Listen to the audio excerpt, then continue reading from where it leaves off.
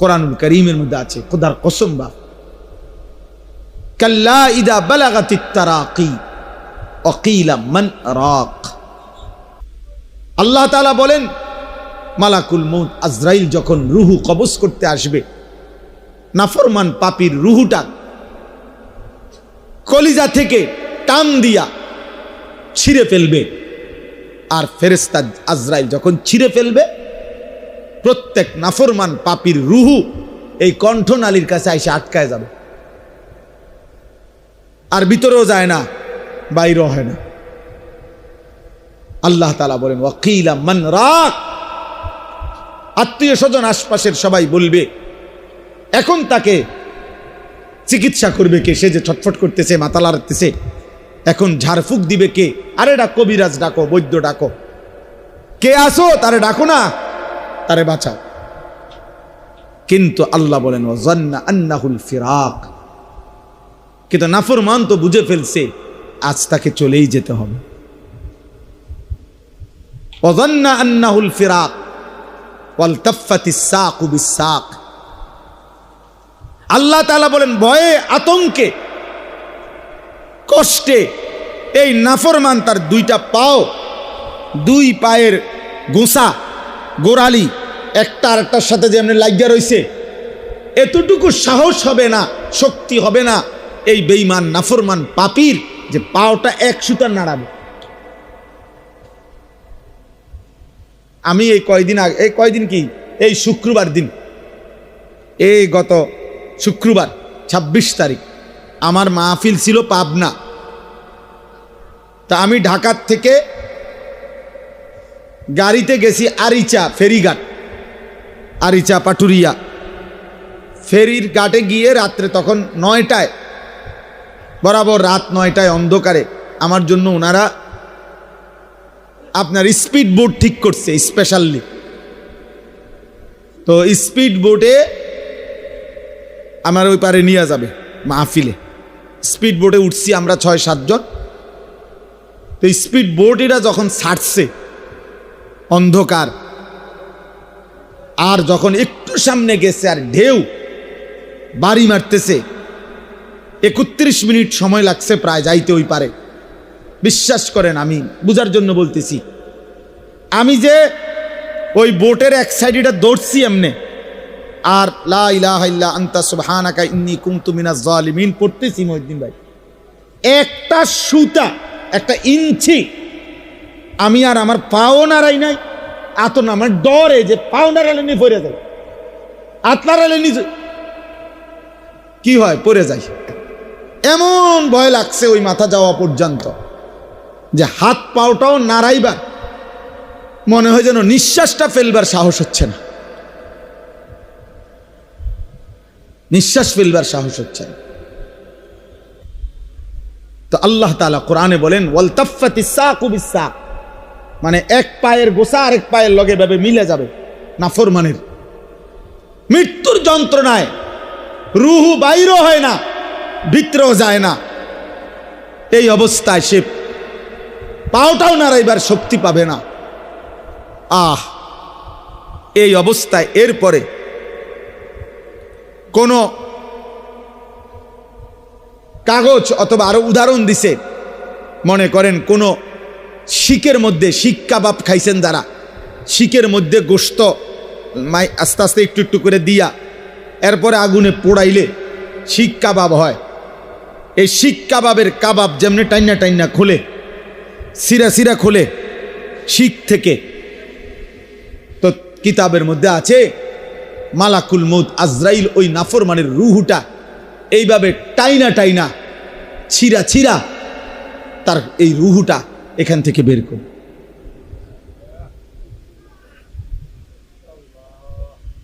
এখান থেকে বের করে কি হবে সেদিন আমার, কি হবে বেনামাজি ছেলে তোমার। সুখের দুনিয়াও শেষ হয়ে যায়, দুঃখের দুনিয়াও শেষ হয়ে যায়। 3 বেলা যার খানা ঠিক মতো থাকে তারও মৃত্যু হয়ে যায়, আর ঠিক মতো খানা যে পায় নাই সেও একদিন মরে যায়। বাসর রাতও ভোর হয়, ফাঁসির রাতও ভোর হয়, কোনো রাতই থেমে থাকে না। মৃত্যু এসেই যায়, মৃত্যুর যন্ত্রণা সত্য সত্য শুরু হয়েছে। আজকে সকালবেলা আমি একটা কিতাব পড়ছি, আরবি কিতাব। আরব বিশ্বের একজন বিখ্যাত বর্তমান সময়ের সারা পৃথিবী আলোড়ন সৃষ্টিকারী যে কয়েকজন আরব দেশের আলেম লেখক, এর মধ্যে উনি একজন, ডক্টর আয়েজ আল কারনি। ওনার একটা বই, ওয়াজাআত সাকরাতুল মাউতি বিল হক, এই বইটার নাম। কোরআনুল কারীমের একটা আয়াত এটা। আল্লাহ তাআলা বলছে, নিশ্চিত সত্য যে সত্য সত্যই বান্দা মনে রেখো, মৃত্যুর যন্ত্রণা এসেই যাবে, শুরু হয়েই যাবে। যালিকা মা কুনতা মিনহু তাহিদ, আর এই মৃত্যু থেকেই তুমি প্রতিনিয়ত বাঁচতে চেয়েছিলে, পলায়ন করেছিলে, কিন্তু সেই মৃত্যু সত্য সত্য এসেই গেল। তোমার দাদাও মরতে চায় নাই, কিন্তু মরেই গেল। তোমার বাপও কোনোদিন মরতে চায় নাই, কিন্তু তিনি মারাই গেছেন। তোমার দাদার বাপও মরতে চায় নাই, তিনি মারাই গেছেন। তোমার ফ্যামিলির যে মানুষগুলো কবরে, এরা কেউই মরতে চায়নি, তাদেরও শেষ পর্যন্ত চিকিৎসা করা হয়েছে, চেষ্টা করা হয়েছে। হোমিও, অ্যালোপ্যাথিক, আয়ুর্বেদিক, কবিরাজি, দেশে বিদেশে প্রবাস বহু জায়গায় চিকিৎসা হয়েছে, কিন্তু মৃত্যু একদিন এসেই গেছে। মৃত্যুর যন্ত্রণা একদিন শুরু হয়েই গেছে। এই বিষয়টার উপরে উনি এই কিতাবটা লিখছেন। এত আজীব কথা, এমন আশ্চর্যভাবে লিখছেন, মহব্বতে, পাগল করা কথা, পাগল করা মানে হৃদয় অস্থির করে ফেলার মতো। আমি সেই সকালে একবার এটা পড়ছি, কতক্ষণ। আজকে আবার আমার গাড়ি আসছে, রেডি হইতেছে বাসায়, আসরের পরে বিবি আমারে চা দিতেছে, এই সময় আমি আরেকবার পড়ছি আবার। গাড়ি দুইটা এখানে গাড়ি থামা পর্যন্ত এই কিতাবটাই পড়তেছি। কি কইল উনি, কি লিখল, আর ঠিক ওই আয়াতটাই এখন আপনাদের সামনে পড়ছি। এই যে আয়াত বইয়ের নামটা, সেইটাই আপনাদের সামনে আমি তেলাওয়াত করেছি। এজন্য দোস্ত, জওয়ান কিংবা বৃদ্ধ ছেলেরা তোমাদেরকেও বলি, তালেব ইলম তোমাদেরকেও বলি, আমাকেও বলি, এক চিরন্তন বাস্তবতা, এক অনিবার্য সত্য, এক চূড়ান্ত সত্যের নাম মৃত্যু। মৃত্যু, যা থেকে পলায়ন করতে, বেঁচে থাকতে সবাই চেয়েছে, কিন্তু কেউ পারে না, কেউ পারে না। প্রতিটা হাসি, প্রতিটা কান্না, প্রতিটা দুঃখ যন্ত্রণা শেষ পর্যন্ত থামায় দিছে মৃত্যু। ওই কিতাবের মধ্যে একটা আশ্চর্য কথা আছে, সবগুলোই আশ্চর্য। ওই কিতাবে একজন বিশ্ববিখ্যাত ইসলামের ইতিহাসের খলিফা ছিলেন ওমর ইবনে আব্দুল আজিজ রাহমাতুল্লাহ আলাইহি। জগৎ বিখ্যাত ইসলামের ইতিহাসে আল্লাহ নবী সাল্লাল্লাহু আলাইহি সাল্লামের 4 খলিফা, আবু বকর, ওমর, উসমান, আলী রিদওয়ানুল্লাহ আলাইহিম আজমাইনের পরে, 4 খলিফার পরে পৃথিবীতে সবচেয়ে বেশি সফল, মুত্তাকি, জনপ্রিয়, পরিচিত, আল্লাহ ভীরু যেই খলিফা ছিলেন, মুসলিম বাদশাহ, উনি হলেন এই ওমর ইবনে আব্দুল আজিজ। ওনাকে ইসলামের 5ম খলিফা বলা হয়। এলেমে, আমলে, তাকওয়ায়, ফরহেজগারিতে, সর্বগুণে উনি ছিলেন একজন অনন্য, হিম্মতে, সাহসে, সব দিকে ওনার জীবনী অনেক সুন্দর। ওনার রাত দিন, খেলাফতের পূর্বে যখন খলিফা ছিলেন তখন সব সময় উনি শতভাগ তাকওয়ার উপরে ছিলেন, আল্লাহ ভীতির উপরে ছিলেন। তো ওই কিতাবে লিখছে, উনি মাঝে মাঝে কবরস্থানে যাইতেন, আর কবরের দিকে তাকাইয়া তো মৃত্যুকে স্মরণ করতেন আর বলতেন ইয়া মাউতু। শোনেন মনোযোগ দিয়ে, উনি বলতেন ইয়া মাউতু মাযা ফাআলতা বিল আহিব্বা, হে মৃত্যু, হায় তুমি আমার আপনজনদের সাথে কি করলা। মাযা ফাআলতা বিল আহিব্বা, আমার ভালোবাসার প্রিয় মানুষগুলোর সাথে কি করলা তুমি। সবগুলো মানুষকে আমার থেকে নিয়ে গেলা। আইনাল আহবাব, আমার বন্ধুরা কোথায়, আমার সাথীরা কোথায়। এই নিজে নিজে বলতেন আমার ভালোবাসার মানুষগুলো কই। আমার আব্বা আমারে, আমার মনে আছে হোটেলে বৈশা চামচ দিয়া দিয়া ওই বুরিন্দা যে ছোট ছোট এগুলো খাওয়াইছে, কি পরিমাণ ভালোবাসতেন আমার বাপ। তো আমার আব্বা এখন কবরে।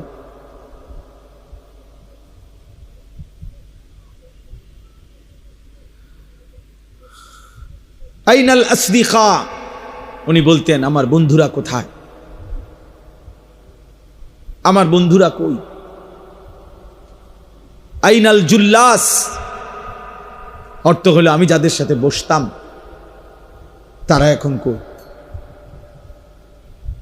আইনাস সাম্মার, যাদের সাথে আমি রাত জেগে কথা বলতাম, রাতের পর রাত, আমার সেই দোস্তরা কোথায়। হায় কবর, হায় মৃত্যু, তুমি তাদেরকে কি করেছো বলো। এইভাবে তিনি চিৎকার করতেন আর মৃত্যুকে স্মরণ করতেন। অর্থাৎ বুঝাইতে চাইতেন যে হায় মৃত্যু তো আমার একে একে বহু আপনজনকে কি নিয়ে গেল, আপনজনকে নিয়ে গেল। এজন্য দোস্ত, এটা চিরন্তন বাস্তবতা। এই সমস্ত নসিহত, এই ওয়াজ, এই উপদেশ, এই মাহফিল, শত শত হাজার হাজার ওলামায়ে কেরামের এই সমস্ত কথাবার্তা, চোখের পানি, আল্লাহ ওলিদের প্রিয় বান্দাদের, সব কিছুর মূলে মৃত্যুর প্রস্তুতি, আখিরাতের প্রস্তুতি, মৃত্যু পরবর্তী জিন্দেগির প্রস্তুতি। দুনিয়া এমন এক জায়গা ভাইয়া, তেমন কোনো প্রস্তুতি না নিলেও দুনিয়া পার হয়ে যায়, চলে যায়, রিজিক মিলে যায়। পঙ্গু, প্যারালাইজড, অন্ধ, বোবা, বধির, অচল, অক্ষম, উপার্জনহীন, সকলেই কোনো না কোনো ভাবে রিজিক মিলে যায়, রিজিক মিলে যায়। আমি এক জায়গায় বাংলাদেশে একটি জেলায় একজন ভাইরে দেখছি, ওনার একটা ছেলে আছে, বাচ্চাটা সোজা হইয়া বসতে পারে না, কোলে করে রাখে। বাচ্চাটা এত বড় ছিল, যখন দেখাইছিল আমার, বাচ্চাটা ঠিক এত বড়, বাচ্চার মাথাটা এত বড়, বাচ্চার স্বাভাবিক শরীরের অংশের চাইতে মাথা 3 গুণ ভারী, এত বড়। আজকে প্রায় 6 বছর পরে আমি আবারও ওনারে জিগাইছি আপনার বাচ্চাটার কি অবস্থা। হুজুর এই আগের মতোই, বাচ্চাটা এখনো বাইচা আছে, শরীরটা ছোট, মাথাটা অনেক বড়। কিছুদিন পর পর মাথার থেকে কি যেন পানি বের করতে হয়, অনেক টাকা চিকিৎসায় খরচ হয়, সামান্য উপার্জন করে। কিন্তু প্রত্যেক মজলিসে বয়ানে ওলামাদের কাছে যায়, আসা যাওয়া করে, তার সংসারে কি পরিমাণ পেরেশান। কিন্তু আমার প্রশ্ন হলো, সেই অক্ষম বাচ্চাটারও রিজিক মিলে যায়। তো দুনিয়া তো দোস্ত কোনো না কোনো ভাবে মিলেই যায়, মিলেই যায়। যে মানুষ কোনোদিন পৃথিবীর কোনো কিছু চোখে দেখে নাই, ওই সেই অন্ধ লোকটাও কোনো না কোনো ভাবে খায়, খায় না? কি বলে? তাহলে কিন্তু আখিরাতের প্রস্তুতি, মৃত্যুর প্রস্তুতি, পরকালের প্রস্তুতি, নওজোয়ান বাবারা, এটা মূল পরিস্থিতি, মূল ফিকির। আল্লাহ নবী সাল্লাল্লাহু আলাইহি ওয়াসাল্লাম বলছেন, আকসিরু যিকরা হাদিমিল লাযযাত, আমার উম্মত ওই জিনিস বেশি বেশি স্মরণ করো যা তোমার সমস্ত স্বাদ, মজা, আনন্দ সব মিটায়া দিবে। ওই মৃত্যুকে বেশি বেশি স্মরণ করো। মৃত্যু একদিন আসবে যা তোমার জিহ্বার সব স্বাদ বন্ধ করে দিবে। আর গরুর গোশতের স্বাদ আলাদা, মুরগির গোশতের স্বাদ আলাদা, রুই মাছের স্বাদ আলাদা, ইলিশ মাছের স্বাদ আলাদা, এক এক শাকের এক এক তরকারির এক এক স্বাদ। এই ছোট্ট একটা জিহ্বা এক মহান মালিক কি পরিমাণভাবে সেটিং করে দিয়েছেন, যা লক্ষ আইটেমের খাবারও ভিন্ন ভিন্ন স্বাদ বলে দেয়। অথচ ঠিক এই সাইজের আরেকটা গোশতের টুকরা যদি এটা বদলাইয়া এখানে লাগান, ওই অনুভূতি মিলবে না। কই এরকমই তো গোশতের টুকরা, আমার এই হাতের গোশত, পায়ের গোশত, সেখানে তো এরকম অনুভব হয় না। তো আল্লাহ নবী সাল্লাল্লাহু আলাইহি সাল্লাম বলেন, সব স্বাদ, সব আনন্দ, সব মজা একদিন মিটিয়ে দেবে, নিশ্চিহ্ন করে দেবে, স্তব্ধ করে দিবে যেই জিনিস, তার নাম মৃত্যু। আকসিরু, আমার উম্মত বেশি বেশি স্মরণ, বেশি বেশি স্মরণ। যত আউলিয়া বুজুর্গ পীর মাশায়েখ যুগে যুগে ছিলেন, আছে এখনো, প্রত্যেক আউলিয়া মাশায়েখ পীর বুজুর্গরা তাদের মুরিদ অনুসারী ভক্তদেরকে যেই সমস্ত আমল দেয়, এই আমলের মধ্যে অন্যতম একটা আমল এটাও যে মৃত্যুর মুরাকাবা। মৃত্যুর মুরাকাবা সব পীরের কাছে, সব আউলিয়ার কাছে মানুষের জীবন সুন্দর হওয়ার জন্য, আল্লাহর ভয় তৈরি হওয়ার জন্য, কবরের ভয় তৈরি হওয়ার জন্য, জাহান্নামের ভয় তৈরি হওয়ার জন্য মৃত্যুর মুরাকাবা মানে মৃত্যুর স্মরণ, এটা একটা কার্যকর পরীক্ষিত একটি পদ্ধতি, একটি পদ্ধতি। আর কোনো কিছুতে এতটা দিল নরম হয় না। রাসূলুল্লাহ সাল্লাল্লাহু আলাইহি ওয়াসাল্লাম এই জন্য বলছেন, কাফা বিল মাউতি ওয়াইজান, ওয়াজের জন্য, নসিহতের জন্য, উপদেশের জন্য মৃত্যুর স্মরণ, মৃত্যুর কথা, এটাই যথেষ্ট। আর লাগবে না। মৃত্যুর স্মরণ করা, মৃত্যুর কথা মনে করিয়ে দেওয়া, এটাই ওয়াজের জন্য যথেষ্ট, যথেষ্ট। তো এই জন্য বললাম, হযরত আব্দুল্লাহ ইবনে আমর ইবনুল আস, আরেকটা উদাহরণ শুনেন, ওই কিতাবে আছে। নবী সাল্লাল্লাহু আলাইহি সাল্লামের বিখ্যাত সাহাবী আব্দুল্লাহ ইবনে আমর ইবনুল আস, ওনারা বাপ ফুত দুইজনই সাহাবী। মানে ওনার আব্বা আমর ইবনুল আস রাদিয়াল্লাহু তাআলা উনিও সাহাবী, ওনার ছেলে আব্দুল্লাহ ইবনে আমর ইবনুল আস উনিও সাহাবী, নবীজির সাহাবী দুজনই। এবং ওনার আব্বা এই আমর ইবনুল আস যিনি রাদিয়াল্লাহু তাআলা, সাহাবাদের মধ্যে সবচেয়ে বেশি বুদ্ধিমত্তা, কূটনৈতিক জ্ঞান, সূক্ষ্ম বুদ্ধিমত্তা, প্রজ্ঞা, বিচক্ষণতার যাদের মধ্যে ছিল, ওর মধ্যে উনি অন্যতম। হযরত আমর ইবনুল আস, গোটা আরব জানতো তখন যে আমর ইবনুল আসের বুদ্ধিমত্তা সবচেয়ে বেশি। মিশর বিজেতা রাসূলুল্লাহ সাল্লাল্লাহু আলাইহি সাল্লামের সাহাবী, মিশর বিজয় করছিলেন ওনার নেতৃত্বে। অনেক অবদান ইসলামের জন্য, অনেক ত্যাগ, অনেক ঘটনা, অনেক কিছু ওনার আছে। আল্লাহর নবী সাল্লাল্লাহু আলাইহি সাল্লামের ঘনিষ্ঠ সহচর সাহাবী ছিলেন এবং বেশি সময় নবীজির কাছাকাছি যারা থাকতেন, বিশেষ পরামর্শ দিতেন, নবীজি জিজ্ঞেস করতেন, এর মধ্যে উনি একজন অন্যতম। পরবর্তী 4 খলিফার আমলেও তিনি ছিলেন অন্যতম একজন উপদেষ্টা, রাষ্ট্রের, মুসলিম খেলাফতের এবং প্রাদেশিক গভর্নর, প্রদেশের গভর্নর ছিলেন। এরকম অনেক বিচক্ষণ, অত্যন্ত উঁচু মাপের সাহাবী ছিলেন আমর ইবনুল আস রাদিয়াল্লাহু তাআলা। তো ওনার মৃত্যুর সময় শেষ অবস্থা, মুমূর্ষ, তো মৃত্যুর মুহূর্তে লাস্ট সময় এখনো রুহু যায় নাই, তবে মৃত্যু যন্ত্রণা শুরু হয়েছে। লাস্ট টাইম ওনার ছেলে এই কিতাবে আছে, ওনার ছেলে ওই যে উনিও তো সাহাবী বললাম, আব্দুল্লাহ ইবনে আমর ইবনুল আস, উনি বলতেছিলেন ওনার আব্বাকে, সিফলি বিল মাউত, আব্বা মৃত্যুর যন্ত্রণা এখন কেমন লাগতেছে আপনার কাছে, আপনার এই শেষ হালাতটা আমার শেষবারের মতো বলে যান। হযরত আব্দুল্লাহ ইবনে আমর ইবনুল আস বলতেছেন, আব্বা এই শেষ মুহূর্তে মৃত্যুর অবস্থা, যন্ত্রণা, সাকারাতুল মউত, আরবিতে কোরআনের ভাষায় মৃত্যু যন্ত্রণাকে বলে সাকরাতুল মউত। এইটাই আছে এই আয়াত, আমি শোনাবো আপনাদেরকে। ওয়াজাআত সাকরাতুল মউত, এই শব্দটার নাম কি বলেন? সাকরাতুল মউত, মৃত্যুর যন্ত্রণা। প্রত্যেক মানুষের, একেবারে আল্লাহর সৃষ্টির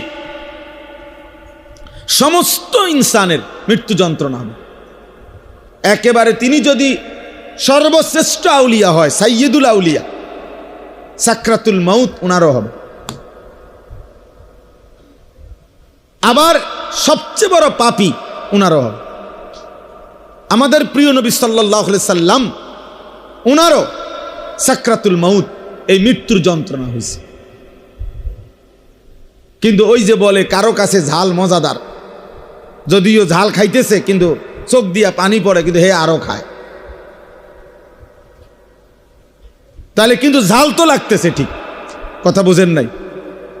ঝাল লাগতেছে এটা ঠিক, কিন্তু ভর্তা এটা এর কাছে এত মজা লাগতেছে যে চোখ দিয়া পানি পড়ে, কিন্তু হেঁটে এখনো খায়। এরকম আর কেউ তো ঝাল দেখেই না না না না না ঝাল ঝাল ঝাল ঝাল, তার কাছেও ঝাল ঝালেই। আর যে খুব মজা করে খাচ্ছে পাচ্ছে, তার কাছেও কি লাগতেছে। তাহলে সাকরাতুল মউত, মৃত্যু যন্ত্রণা হবেই হবে। সাইয়্যিদুর রাসূল আমাদের নবী সাল্লাল্লাহু আলাইহি সাল্লামেরও সাকরাতুল মউত হয়েছে, বিশুদ্ধ হাদিস, একেবারে বুখারী থেকে সব হাদিস আছে।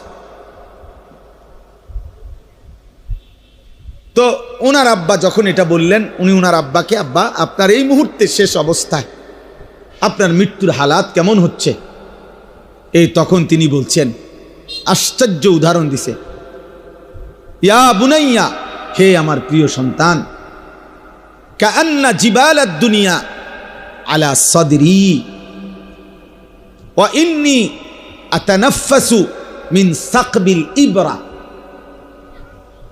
উনি বলতেছেন, হে আমার প্রিয় সন্তান, আমার মনে হচ্ছে বাবা, এই গোটা পৃথিবীতে দুনিয়াতে যত পাহাড় আছে, আল্লাহর সৃষ্টির যত পাহাড়, সবগুলো পাহাড় যেন একসাথে আমার বুকে চাপ দিয়ে আছে। কাআন্না জিবালাদ দুনিয়া আলা সাদরি, যেন দুনিয়ার সব পাহাড় আমার বুকে চাপ দিয়ে ফেলছে, চাপ দিয়ে ফেলছে।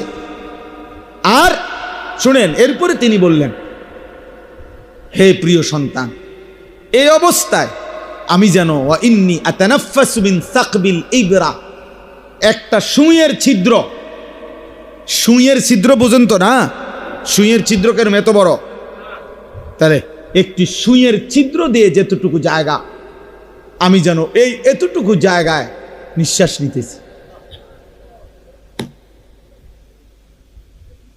পৃথিবীর সবগুলো পাহাড় যেন আমার বুকে চাপ দিয়ে রাখছে, আর আমি যেন নিঃশ্বাস নিতেছি সুইয়ের ছিদ্র দিয়া। হায়, উদাহরণ দিছে কেমন, অথচ তিনি জগৎ বিখ্যাত সাহাবী, জগৎ বিখ্যাত সাহাবী তিনি। এজন্য বাপ, এইমাত্র যেটা বললাম, আল্লাহর নবী সাল্লাল্লাহু আলাইহি সাল্লাম, তিনি পরিষ্কার হাদিসে আছে, নবী সাল্লাল্লাহু আলাইহি সাল্লামেরও মৃত্যুর পূর্ব মুহূর্তে আল্লাহর নবীর যখন এই সাকরাতুল মউত, মৃত্যু যন্ত্রণা শুরু হয়েছে, নবী সাল্লাল্লাহু আলাইহি সাল্লামের চেহারা মোবারক, কপাল মোবারক ঘামে ভিজে গেছে। আল্লাহর নবী সাল্লাল্লাহু আলাইহি সাল্লামের পাশে ছোট্ট পাত্রে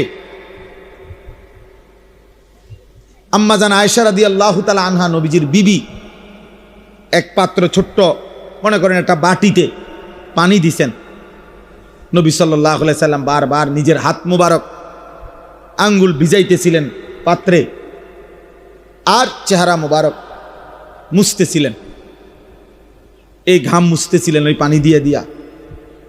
আর নবীজি তখন পড়তেছিলেন, আল্লাহুম্মা আইন্নি আলা সাকারাতিল মাউত, আয় মাওলা, আপনার এই বন্ধুর মৃত্যু যন্ত্রণার এই মুহূর্তে আমারে আপনি সাহায্য করেন, সাহায্য করেন। আল্লাহুম্মা হাవ్বিন আলাইয়া সাকারাতিল মাউত, এরপরে শব্দ বলছে এটা, আয় আল্লাহ, আপনার বন্ধুর মৃত্যু যন্ত্রণা সহজ করে দেন। সহজ তো অবশ্যই, তিনি বন্ধু, তিনি মাহবুব, তিনি হাবিব। তাহলে ধারণা করলেই তো বুঝবে যে পৃথিবীর সবচেয়ে সহজ, সবচেয়ে হালকা যন্ত্রণাই তো হবে বন্ধুরটা। কথা বোঝেন নাই? নবী সাল্লাল্লাহু আলাইহি সাল্লামের মৃত্যু যন্ত্রণাটাই তো হবে সবচেয়ে সহজ, সবচেয়ে হালকা। এটাই তো যুক্তির কথা, স্বাভাবিক কথা। সেটার অবস্থায় যদি বন্ধুর এই অবস্থা হয়, এরপরে হাদিসে আছে, এরপরে শব্দ নবীজি বলতেছিলেন, লা ইলাহা ইল্লাল্লাহ ইন্না লিল মাউতি সাকারাত, আল্লাহ আপনি ছাড়া আর কোনো ইলাহ নাই, হায় মৃত্যুর যন্ত্রণা বড় কঠিন। নবীজি বল, ইন্না লিল মাউতি সাকারাত, মৃত্যু যন্ত্রণা বড় কঠিন, বড় কঠিন। এই জন্য দেখেন, খুদ রসুল সাল্লাল্লাহু আলাইহি ওয়াসাল্লাম, সরদারে দু আলম নবী সাল্লাল্লাহু আলাইহি সাল্লাম, বন্ধু আমার, তিনি পর্যন্ত উম্মতকে শিখাবার জন্য মৃত্যু যন্ত্রণার এই হালাতটা তুলে ধরছেন, যেন উম্মত শিখতে পারে, উম্মত যেন বুঝে যে হায় আমার রসুল যদি এরকম আচরণ করে থাকেন, বলে থাকেন, আমার কি হবে, আমার কি হবে, আপনার কি হবে। 30 বছর ধরে যে কোনো দিন সুদের ব্যবসা ছাড়ে নাই, হায় তার কি হবে। আজকে 30 বছর ধরে প্রতিদিন যে ওজনে কম দেয়, আহা সেই মুসলমানের কি হবে। আজকে 30 বছর ধরে যে নারী, যেই বোন, যেই মা, যেই বিবি বেপর্দা, আমার সেই বোনের কি হবে। আজকে খোদার 1 বছর, 2 বছর, 3 বছরে মুসলমানের যেই সন্তান কোনোদিন 365 দিনের 1 বছরে ফজরের নামাজ পড়ে নাই, সেই যুবকের কি হবে বলে। প্রত্যেক দিন ওজনে যে কম দেয়, হারাম উপার্জন করে, 2 নম্বরই ব্যবসা করে, আহা তার কি হবে, তার কি হবে।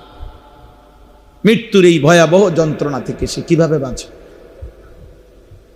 কিভাবে বাঁচে।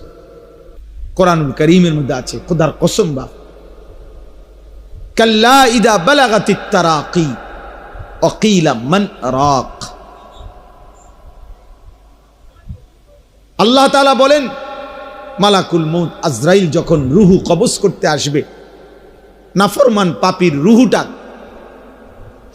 কলিজা থেকে টান দিয়া ছিঁড়ে ফেলবে, আর ফেরেশতা আজরাইল যখন ছিঁড়ে ফেলবে, প্রত্যেক নাফরমান পাপীর রুহু এই কণ্ঠনালীর কাছে এসে আটকায় যাবে, আর ভিতরেও যায় না, বাইরেও হয় না। আল্লাহ তাআলা বলেন, ওয়াকিলা মান রাক। আত্মীয় স্বজন আশপাশের সবাই বলবে, এখন তাকে চিকিৎসা করবে কে, সে যে ছটফট করতেছে, মাথা লাড়তেছে, এখন ঝাড়ফুঁক দিবে কে, আরে ডাকো কবিরাজ, ডাকো বৈদ্য, ডাকো, কে আসো, তারে ডাকো না, তারে বাঁচাও। কিন্তু আল্লাহ বলেন, ওয়াজান্না আন্নাহুল ফিরাক। কিন্তু নাফরমান তো বুঝে ফেলছে আজ তাকে চলেই যেতে হবে। ওয়াজান্না আন্নাহুল ফিরাক ওয়ালতাফাতিস সাকু বিস-সাক। আল্লাহ তাআলা বলেন, ভয়ে, আতঙ্কে, কষ্টে এই নাফরমান তার 2টা পাও, 2 পায়ের গোসা, গোড়ালি একটা আরেকটার সাথে যেমন লাগিয়া রইছে, এতটুকু সাহস হবে না, শক্তি হবে না এই বেঈমান নাফরমান পাপী